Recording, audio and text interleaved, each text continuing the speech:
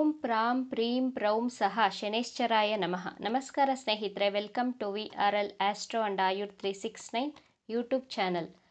ನ್ಯಾಯಾಧೀಶ ಕರ್ಮಫಲಧಾತನ ರಾಶಿಯಾದಂತಹ ಕುಂಭರಾಶಿಯವರ ಮೇಲೆ ಸಾಡೆ ಸಾತಿಯ ಪ್ರಭಾವ ಹೇಗಿತ್ತು, ವರ್ತಮಾನ ಕಾಲದಲ್ಲಿ ಅಂದರೆ ಸೆಪ್ಟೆಂಬರ್ 2024ರಿಂದ ಮಾರ್ಚ್ 2025ರವರೆಗೆ ಶನಿದೇವ ಯಾವ ರೀತಿಯ ಫಲಗಳನ್ನು ನಿಮಗೆ ಕೊಡ್ತಾ ಹೋಗ್ತಾರೆ, ಜ್ಯೋತಿಷ್ಯ ಶಾಸ್ತ್ರದ ಪ್ರಕಾರ ಶನಿದೇವನನ್ನು ಪ್ರಸನ್ನಗೊಳಿಸುವಂತಹ ಸುಲಭ ಮಂತ್ರಗಳು ಹಾಗೂ ಪರಿಹಾರಗಳನ್ನು ಈ ವಿಡಿಯೋದಲ್ಲಿ ತಿಳಿಸ್ಕೊಡ್ಲಿದ್ದೇನೆ.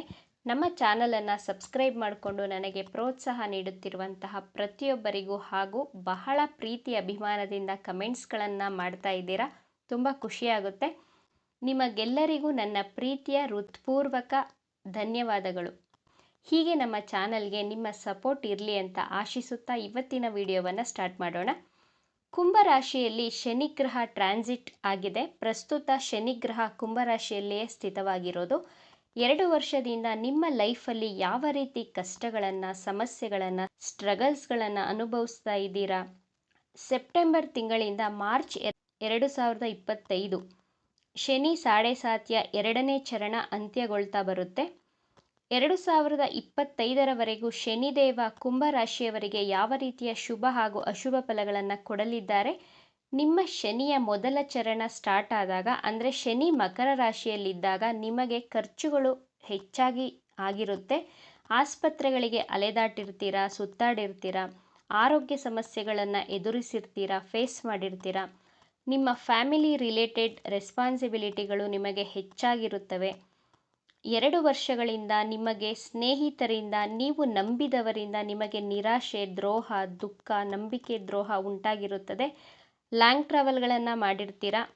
ಪ್ರತಿಯೊಬ್ಬರ ಜೀವನದಲ್ಲೂ ಶನಿಯ ಸಾಡೆ ಸಾತಿ ಪ್ರತಿ 30 ವರ್ಷಗಳಿಗೊಮ್ಮೆ ಬಂದೇ ಬರುತ್ತದೆ. ನಿಮ್ಮ ಪರ್ಸನಲ್ ಕುಂಡಲಿಯಲ್ಲಿ ಶನಿಗ್ರಹ ಉಚ್ಚ ಕ್ಷೇತ್ರದಲ್ಲಿದ್ದಾರಾ ಅಥವಾ ನೀಚ ಕ್ಷೇತ್ರದಲ್ಲಿದ್ದಾರಾ ಇವೆಲ್ಲವನ್ನು ನೋಡಬೇಕಾಗುತ್ತೆ.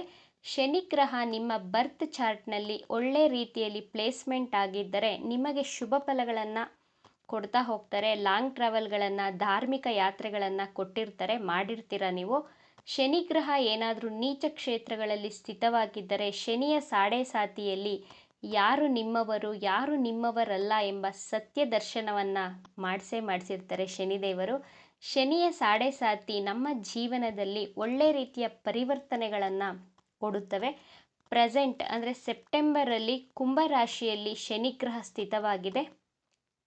ನಿಮ್ಮ ಮನಸ್ಸಿಗೆ ನೆಮ್ಮದಿ, ಶಾಂತಿ ಇರಲ್ಲ. ಮಾನಸಿಕವಾಗಿ ಬಹಳ ಕುಗ್ಗಿರ್ತೀರ, ತುಂಬ ಓವರ್ ಥಿಂಕ್ ಮಾಡ್ತಾ ಇರ್ತೀರ.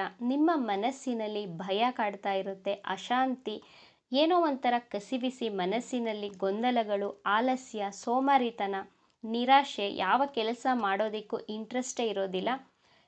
ಯಾಕಂದರೆ ಚಂದ್ರ ನಿಮ್ಮ ಮನಸ್ಸನ್ನು ಸೂಚಿಸುತ್ತೆ. ನಿಮ್ಮ ಯೋಚನೆ, ನಿಮ್ಮ ಭಾವನೆ, ನಿಮ್ಮ ರಾಶಿಯಲ್ಲಿ ಶನಿಗ್ರಹ ಇರೋದ್ರಿಂದ ತುಂಬ ಓವರ್ ಥಿಂಕ್ ಮಾಡ್ತಾ ಇರ್ತೀರ. ನಿಮ್ಮ ಕುಂಡಲಿಯಲ್ಲಿ ಶನಿಗ್ರಹ ಒಳ್ಳೆ ರಾಶಿಯಲ್ಲಿ ಪ್ಲೇಸ್ಮೆಂಟ್ ಆಗಿಲ್ಲ ಅಂದರೆ ನೀವು ದುಶ್ಚಟಗಳಿಗೆ ಬಲಿಯಾಗಿರ್ತೀರ.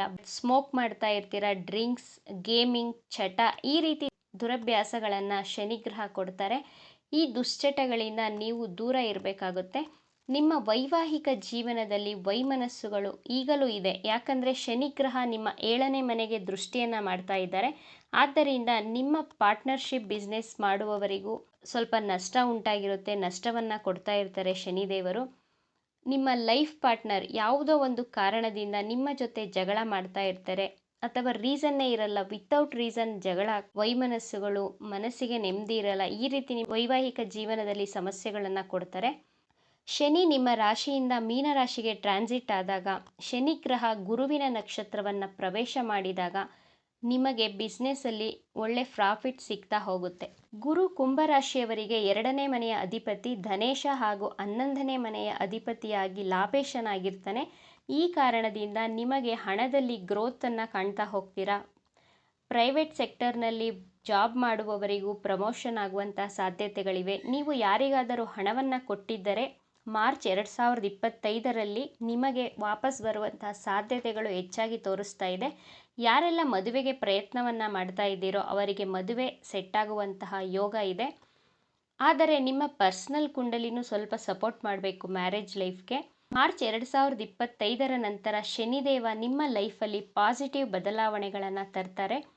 ಆರೋಗ್ಯದಲ್ಲಿ ವೃದ್ಧಿಯನ್ನು ಕಾಣ್ತೀರಾ. ಮತ್ತು ನಿಮ್ಮಲ್ಲಿರುವಂತಹ ಆಲಸ್ಯ ದೂರ ಆಗ್ತಾ ಬರುತ್ತೆ. ಬಹಳ ಆ್ಯಕ್ಟಿವ್ ಆಗಿ ಕೆಲಸ ಕಾರ್ಯಗಳನ್ನು ಮಾಡಲು ಪ್ರಾರಂಭ ಮಾಡ್ತೀರಾ. ಶನಿಯ ಸಾಡೆಸಾತಿ ಅಂದರೆ ಜೀವನದಲ್ಲಿ ಕೇವಲ ಕಷ್ಟ, ದುಃಖ, ಸಮಸ್ಯೆಗಳನ್ನು ಮಾತ್ರ ಕೊಡೋದಿಲ್ಲ. ಕೊನೆಯಲ್ಲಿ ನಿಮಗೆ ಜೀವನದ ಜನರ ಸತ್ಯದರ್ಶನವನ್ನು ಮಾಡಿಸಿ ಸುಳ್ಳಿನ ಪರದೆಯನ್ನು ಸರಿಸಿ ನಿಮ್ಮನ್ನು ಭ್ರಮೆಯಿಂದ ಹೊರಗಡೆ ಕರೆದುಕೊಂಡು ಬರೋದೇ ಶನಿಯ ಸಾಡೆಸಾತಿಯ ಪ್ರಭಾವ. ನಿಮ್ಮ ಆಲೋಚನೆಗಳಲ್ಲಿ, ಲೈಫ್ ಸ್ಟೈಲ್ಗಳಲ್ಲಿ ಶನಿದೇವ ಖಂಡಿತವಾಗಿಯೂ ಪಾಸಿಟಿವ್ ಚೇಂಜಸ್ಗಳನ್ನು ಮಾಡೇ ಮಾಡ್ತಾರೆ. ಭಯ ಪಡಬೇಡಿ, ಧೈರ್ಯವಾಗಿರಿ.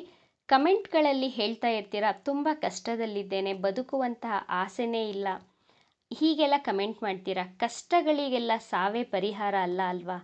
ಹಾಗಾಗಿದ್ದರೆ ಈ ಭೂಮಿ ಮೇಲೆ ಯಾವ ಮನುಷ್ಯರು ಇರ್ತಾನೆ ಇರಲಿಲ್ಲ.